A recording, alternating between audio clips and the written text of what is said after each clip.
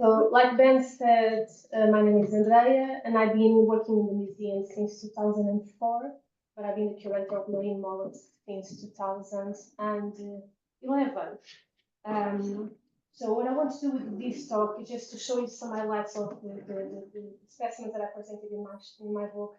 But I want to give an overview of how I wrote the book, because I think that bit is the most interesting bit. And I'm going to use the word interesting quite a lot, so sorry about that. It's not on purpose, but it's the book title. So, go back to the beginning. So I was approached by the publishing editorial manager here at the Natural History Museum in October 2019, because they just finished not published, this was published a few years later, but they just finished the production of Interesting Insects with my colleagues from entomology, and they were really keen to carry on the series. And for Trudy, the publisher, the Interesting Shells was the obvious choice. So yeah, she approached me asking me if I wanted to write it. And to be honest, my first thought was to say no. I'm extremely busy. We curators are always very busy. And I have so many things to do, and I thought this was going to take so much of my time. So, like I said, my first thought was to say no. But the way the idea was like sold to me, it was more or less like, this book is going to happen with or without you. So if I said no, I still have to open the door to the writer, browsing the collections for the writer, taking the specimens to the photo unit for the writer, and I said, like, might as well do it myself, and then my name will be in the cover. So I did. And also I started thinking about all my years of experience of being a curator. I'm responsible for 3,400 drawers of marine gastropods alone. So I thought, this is going to be easy, right? 120 stories, I can do that. I know that. I do talks, I talk to members of the public all the time. I can do this. So yeah, I said yes. A little bit louder, please. Louder? Louder, if you would. Okay. And a bit more slowly. Slowly, that's not going to happen in 40 minutes. So I was giving a very, very specific brief. This was based on interesting insects. What they wanted was the common name and the scientific name. They wanted to know the distribution of the species and the size of the specimen that I chose.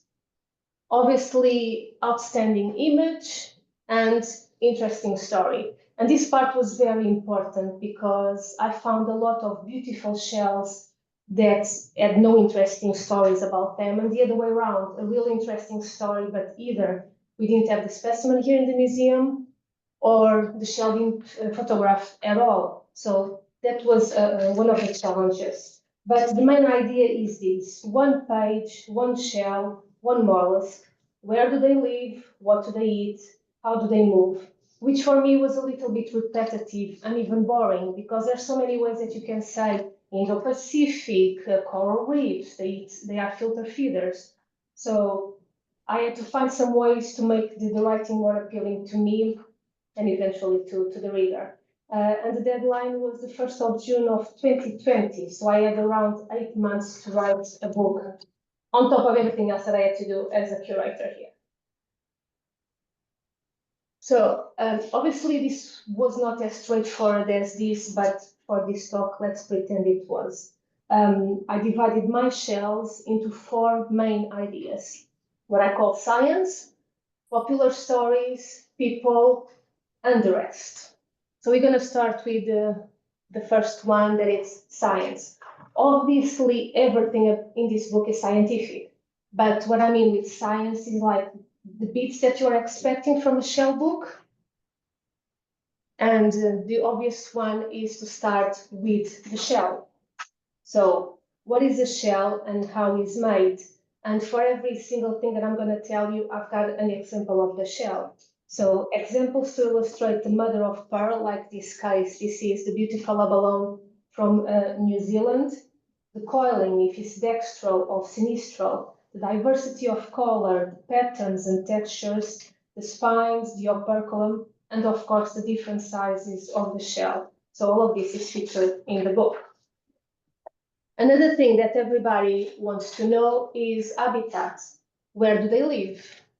And I have examples of specimens that live on rocky shores, that are buried in sand, live on the trees, on coral reefs, and in mangrove swamps. But for this talk today, I chose the scaly foot snail.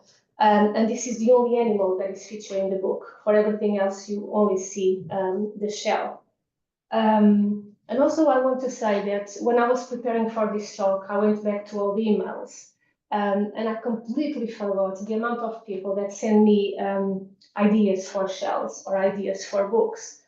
And this is a case like that. So I wrote this text with Chong Chen, that apparently it's your next speaker. Yeah, so he was one of the people that discovered this animal in 2015, and he helped me with the text. So the scaly foot snail lives at depths of between 2,400 and 2,800 meters on the edge of hydrothermal vents and black smokers that can reach temperatures of 300 to 400 degrees Celsius.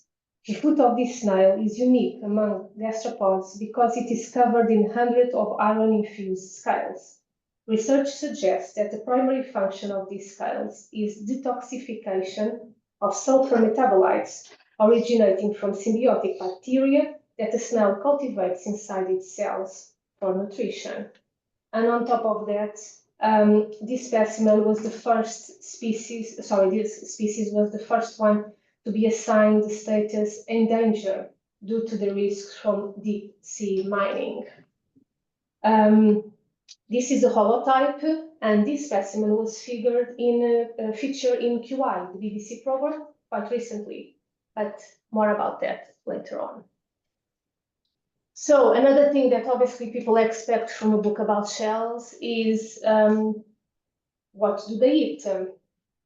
And examples of filter feeders, a land snail that eats earthworms and sucks them up through its mouth like we eat spaghetti, which is over there on display, the venomous snails with their harpoon-like radula, or the symbiotic algae that live inside the giant clam tissue. But for this talk, I selected the naval shipworm and their love for wood. One of the best things about writing this book was all the news stories that I discovered. And I had no idea that this small bivalve is famous in maritime history for sinking more ships than pirates.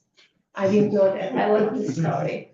So, as you know, shipworms are bivalves with a long worm-like body that can reach up to 1 meter in length. In contrast, the shell is very, very small, helmet-shaped, and covers only the anterior end of the animal. And these mollusks, like I said, are among the most destructive invertebrates in the world, causing a great deal of damage to wooden ships and waterfront structures. They bore deep tunnels into wood with the sharp edge of their shells, after which the animal secretes a chalky tube that lines its burrow, protecting the body that you can see here. And this is one of the animals, one of the shells that I brought is behind here.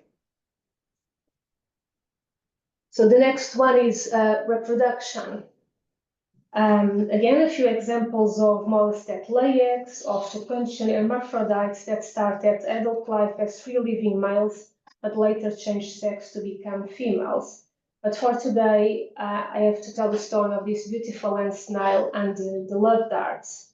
And I also, in this part, want to mention my colleague, John Ablett, which you probably all know or at least heard of. He's a curator here of land snails.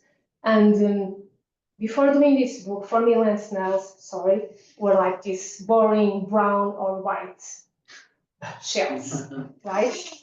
But no, they are not, and that's mainly thanks to John. They are not, and the most beautiful shells that I have in the book are indeed land snails, the most colorful ones. And all of that is thanks to John that told me all these amazing stories about the land snails, including this one of the love darts. So as you probably know, some land snails like this one that I called Cambodian Bertia. There was no common name for it, so I'm sorry. I hope you agree with it. But so some land snails like this one perform courtship behaviors before mating. during which they shoot one or more love darts into each other's bodies. The function of the dart in mating has been the subject of much study, and new discoveries are still being made. The dart is formed and stored internally in a dark sac and is shaped differently depending on the species. And John showed me the collection, the small boxes with all the darts, which is quite cute. I like that very much. So yeah, thanks to John. Finally, for this part of what I call science, we have the behavior. A lot of examples here. How do they move? Estivation, homing, camouflage, or capacity for self-amputation that is called autotomy. But I chose these marine guys, the most fragile shells in the book. They are the violet sea snails, and they live their entire life drifting upside down with the currents on the surface of the open ocean. They make a raft by trapping bubbles of air in a jelly-like mass that is attached to the foot. The mucus used to produce the raft seems to be chemically stable, so it's long-lived and the bubbles do not burst. And on top of that, they use a method of camouflage called counter-shading, where one side of an animal is dark and the other side is light, and you can see the two different tones of purple. By having those two different shades, the shell blends with its surroundings, making it difficult for predators to see it from above and from below. So the next one, I call it popular stories, and basically just the uses of shells by humankind. And this shell was the cover of the American version of the book, and apparently was the first trumpet. If you break the tip and you blow, it makes a sound. We don't have a single specimen with a broken tip in the collection, so I don't know if that's true or not, but I'm assuming it's true. So for that, I had to talk about the viscus and the sea silk.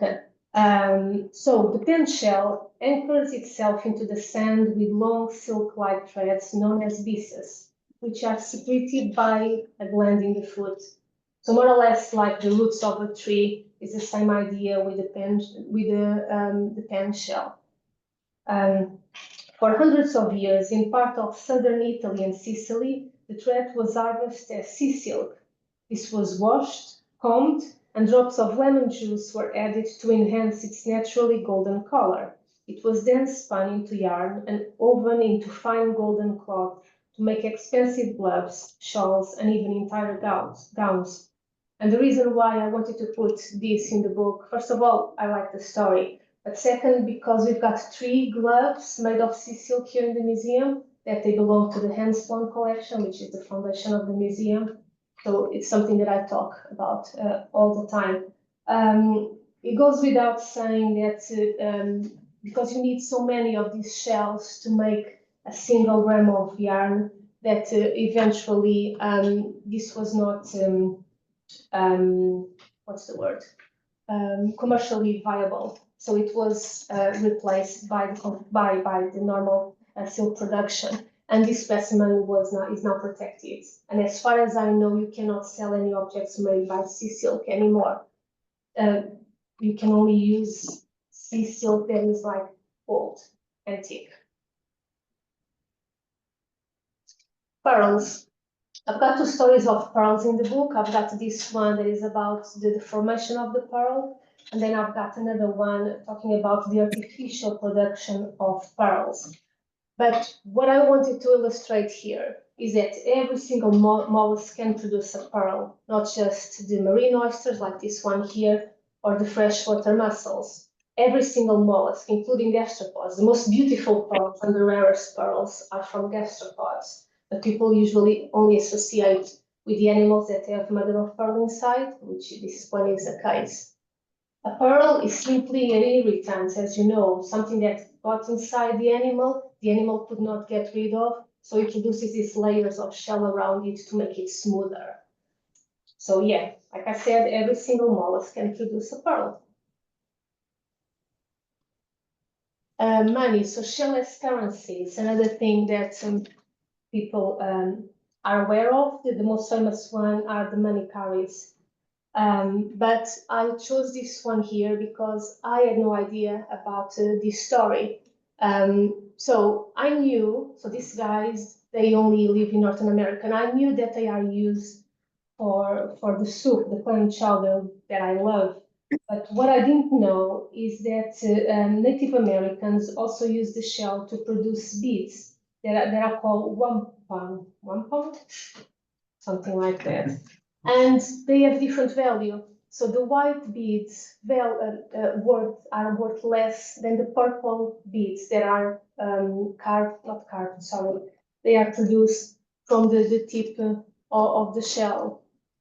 And also the shell here, this story is to illustrate my connection with the photographer. I could not simply send all the shells to the photographer and ask him to take pictures, because some stories really illustrate a part of the shell, like this one. I really wanted the reader to be able to see the purple color and the yellow color. So yeah, I work with Kevin, the photographer, a lot, and he's amazing, and he's got the patience of a saint, can tell you. I cannot talk about uses of shells without talking about collecting, and there's stories of shells that were stolen from museums, that like the glory of the sea, or even shells that used to be locked in safes overnight, like in here. Apparently the golden curry used to be locked in a safe in the mollusca section. I can tell you that we don't have a single safe in the mollusca section, so if that's true, I would like to know if anybody knows any stories about that. And also shells that were more valuable than some famous paintings. But the one that I chose for you today is the precious lentil trap that was once considered to be a very rare shell. So in the 17th and 18th centuries, at the height of their popularity, these shells would fetch several hundred pounds apiece and were so in demand that they were counterfeited using rice flour. However, it is said that the fraudulent shells were soon detected by the owners who dipped the fake shells into water to clean them, only to watch their precious lentil traps become worthless blobs. And before you ask, as far as I know, we don't have a single fake shell in the collection. But it's also not our costume as a curator to dip the shells in water, right, Ben? So we don't know. We'll see. And finally, this one. So when you're writing a book, you don't think about anything else but the writing of the book. So by this time, you open every single drawer, you talk to every single person, you read every single book, and you check every single website. So you still need more ideas. So when I was watching television, I was watching QI on BBC, and suddenly Sandy, the presenter, started telling me this story. I was like, yes, thank you. Another one has to go to the book. So according to what she was saying, it's true, because then I did some research.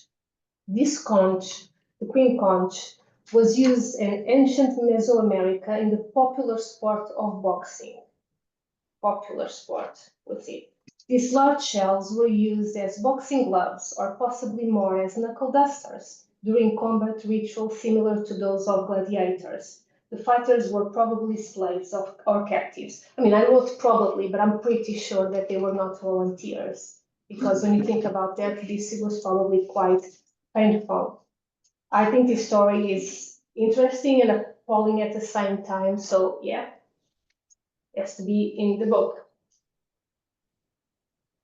And this is a picture of me with Sandy, just tell you that, yeah, I was there in the QI. And I gave her a copy of the book, and I told the whole story, and she was very, very kind. So, science is done, popular stories are done. This is the bit that I'm struggling with things.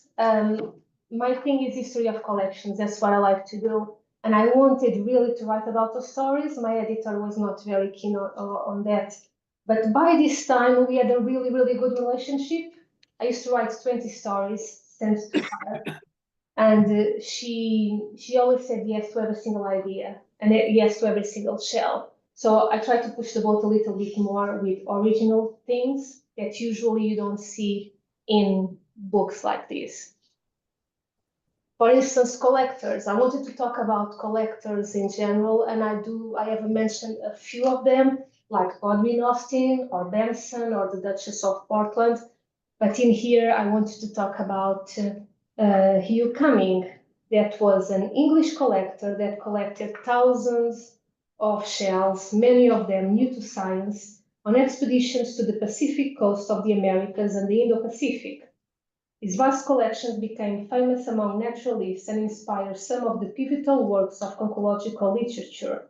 And the Cumming collection was the largest private collection of molluscs of his day, comprising almost 83,000 specimens, and was purchased by the British Museum in 1866. And I can tell you that it cost £6,000, which was a lot of money back then. The great value of this collection was in the large number of original specimens that it contained and the diversity of taxa. Now, the problem with choosing stories like this, you still need a shell to link to the story. So this one was quite easy, I think. I pick up a German-Chilean malacologist called, I'm going to say Philippi. I'm not sure if it's Philippi. Ben? No. Nobody knows. Okay, let's say Philippi. And Philippi described this shell and named it after Cumming. So a very easy link to do, the Cumming periwinkle. I also wanted to talk about expeditions, and I mentioned also voyages of discovery, like the Cook's voyage in the book. But in here, I mentioned obviously the HMS Challenger, that was the first oceanographical research vessel that carried out the first major attempt to study the deep sea. As you know, she circumnavigated the globe from 72 to 1876 with a crew of international scientists who collected data from 362 oceanographical stations, investigating every physical and biological aspects of the ocean. This was a mammoth task. This resulted in 600 cases of material that took 76 specialists approximately 20 years to analyze, identify, and describe.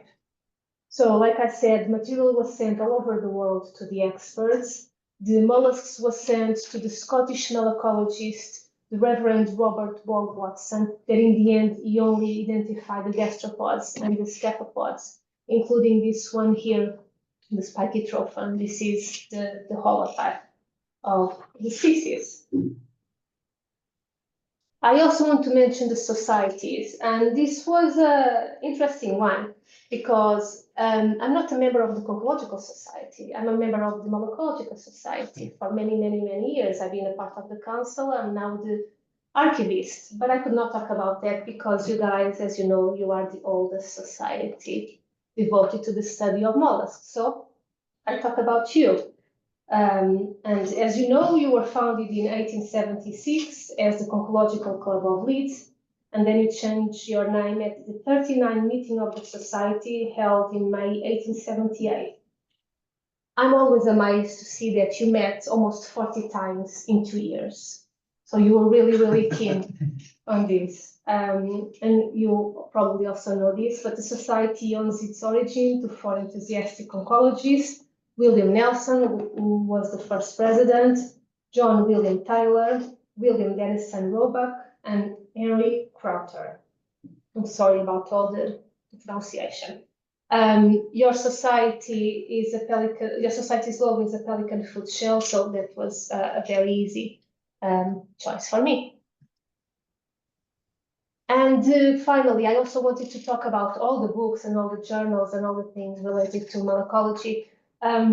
What I had for you was the oldest journal of malacology, but it's German and I cannot pronounce the name at all. So I delete that story and I put the manuals here because that one I know how to pronounce, the Conchologia Econica. And it's a book that we use all the time, especially here in the museum, because the majority of the shells figured in those publications are here. So, as you probably know, this is one of the greatest classical works of conchology.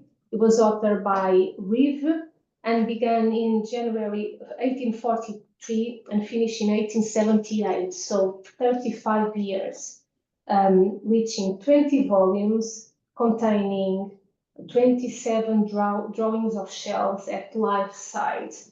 I mean, 35 years eventually Reeve died, and it was replaced by Sowerby, which was the person that did all the illustrations for all the volumes, including this one here. This black tankard Angaria was featured on the first volume of the Conchologia Iconica.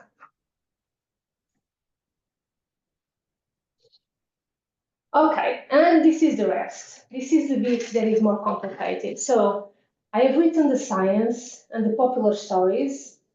I've talked about shells in fashion, in art, as musical instruments, as currency, religion, food, tribal symbol, architectures. I've said all the variations of interesting shells and interesting stories, like collectors, explorers, writers, artists, societies and museums, journals and books, conservation, extinction, invasive species, ocean acidification, and global warming. See where I'm going with this? I'm running out of ideas. I'm struggling here. So the next phase was the boring phase, was going back to the beginning. I call it a general description of a family. So you was do things like the cones or the cowries or the pectens, like as a group, as a family, and just a brief description. Where do they live? What do they eat? How do they move? Etc., etc. But remember this? So suddenly we are in March 2020 and coronavirus reached the UK. So in mid-March, the Natural History Museum closed its doors and we were working from home from the 18th of March. Thank God we were in the process of changing from desktops to laptops, so it was not bad. I mean, I could work literally everywhere. But not everywhere at home because lockdown started. So at this point in time, I live in a one-bedroom flat in Notting Hill, quite small. My flat was overcrowded with books. All my books were there. Some from the museum were there, sorry. But I thought, okay, with the things that I have here, I can finish the book, I can carry on. But no, I cannot, because a new thing entered my vocabulary, furlough. Remember furlough? And with furlough, you cannot work at all. So by this point in time, half of the book was written, but I still had 60 shells to write. Panic, but it's fine. I can do this one story at a time, right? Everything is going to be okay. Do you remember this? This was probably the highlight of my lockdown, the first time I got toilet paper delivered to us. Amazing. Anyway, I mean, I'm trying to make everything very light, but this was extremely hard time for me because we carry on working, and nothing ever stopped. And my family in Portugal, and family in Spain and Italy was not easy. But anyway, let's carry on. Luckily for me, my partner also works here at the museum, and he was allowed to come to the museum 3 days a week, mainly to check the collection, security, to check for leaks and things like that. Also, luckily for me, he used to be the curator of molluscs, so he knows the collection extremely well. So what I used to do is to write the stories, try to find the ideas, and then he used to come here to the museum, to the collection, and check if there was a shell to match the story. Most often there was no story. There was no shell, so I had to start again. But we got it in the end. Eventually, I was informed that, unlike most of my colleagues, my furlough was going to start at the end of May, which was more than a month after all my colleagues. And I also was allowed to go to the museum once a week. I don't know if you remember this, but I had a letter signed by the director in case the police stopped me on the street. So I had a justification that I had to write a book that was extremely important for mankind. That's why I had to come to the museum. But good news, the deadline was postponed to the end of September. More shells to find, more ideas to discover, and more books to borrow. By the end of May, so this is just before furlough, I had 110 shells completely out of 120, so not bad. But majority still needed to be photographed, obviously. And finally, after a not very productive furlough, I can tell you that I didn't bake a single banana bread, but I learned Spanish and I learned embroidery, so not bad. Yeah, so after the furlough, I returned to work on the 3rd of August, and I was allowed here in the museum 2 days a week. And the priority was to photograph everything. That's when I was working with Kevin, just taking the shelves to him and just working literally over his shoulder to tell him exactly the views that I wanted. And by the end of August, everything was photographed. So thank you so much, Kevin. Just to finish this, I want to tell you about the special stories, the Easter eggs, the hidden stories in the book, which was the coolest thing for me. So I'm not going to tell you all my secrets, but there's a lot of like hidden clues in there. If you know, that sort of things. But I'm going to share 3 of them with you. So first of all, I've got a shell dedicated to my Portuguese family. These shells are very abundant, close to the place where my parents live. So when we go to the seashore, we just usually bring home one of these gorgeous red top shells. Sorry, I need to go my own. So like I said to you, this shell means a lot to me. But when I show this book to my parents, it means nothing to them. They don't relate this shell with them at all, which was quite disappointing. But anyway, in my heart, this is my family shell. And obviously, I had to put it in here. My other family, in a very good accident, they live, not accident, sorry, that's mean like that. I was going to say that luckily my Spanish family lives close to Santiago de Compostela, so I was able to bring the St. James shell to the book and dedicated this to them. So the scallop shell is the emblem of St. James and of the pilgrims on the way of St. James, the Camino de Santiago, which is a network of Catholic pilgrimages leading to the Cathedral of Santiago de Compostela in Galicia, Spain. St. James was one of the 12 apostles of Jesus, and according to tradition, his remains are buried in this cathedral. People from all over the world have been following this route since the 9th century. During medieval times, pilgrims would collect a scallop shell while at Santiago de Compostela as evidence of having made the journey. Nowadays, it is a symbol of the pilgrimage in general. So 2 things to say about this. First of all, it's true. Northern Portugal and that part of Spain, you see this symbol all over. And you see people walking, carrying the shell in their back. And another thing, during medieval times, if you're wealthy enough, you can sort of pay someone just to go there for you, bring the shell to you, and then you can say that you did the Camino. Yeah.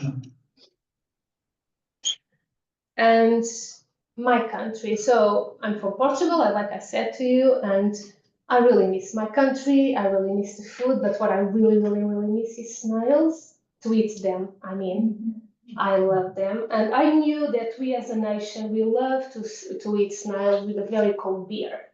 But I didn't know how much we love it. We love it 4,000 tons of snails a year. That's how much we eat in Portugal. I like your face. Yeah, sorry about that. Probably 1 ton is just sitting by me alone. So again, this shell is there. It's just we eat piles and piles of this, and it's utter delicious. So yeah, this shell is dedicated to my country. And finally, not because I want to talk about this, but because everybody always asks me, what's my favorite shell? This is my favorite shell. It's the carrier shell that carries a collection of shells with them all the time, like a mini museum. So basically like a curator does. So that's why it's my favorite.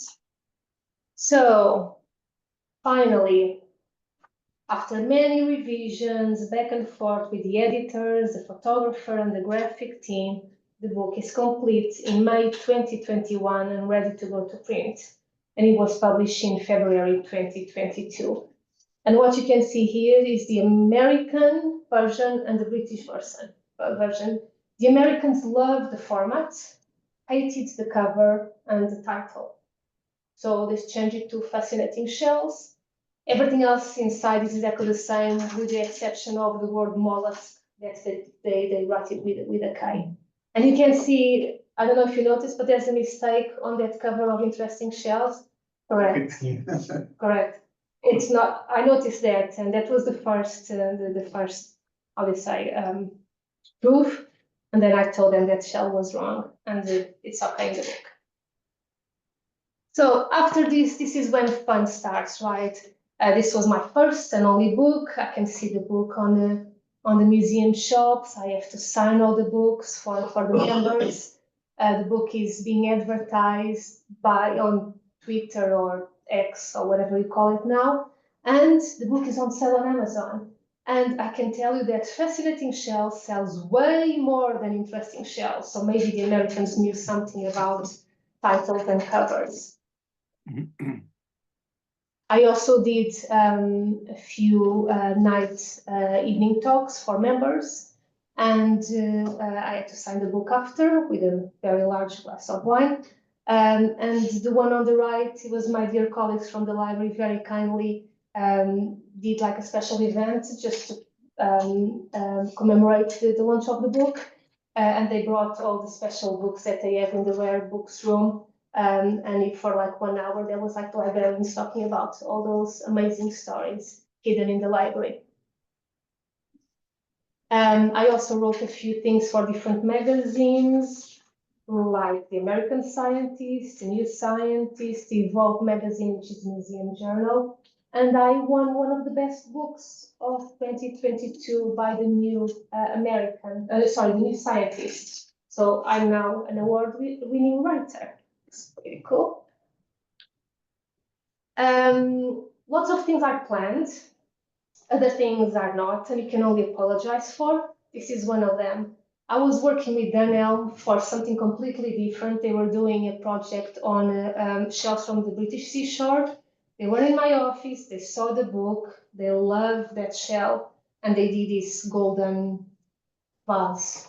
So there we go. Sorry about that. What's next? So you can see over behind you, there's already a Chinese edition. You can see the name was probably written by my brother because the name is a different one. But yeah, that's the Chinese edition of my book.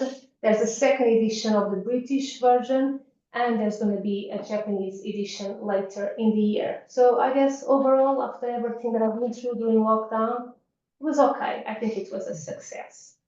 And thank you.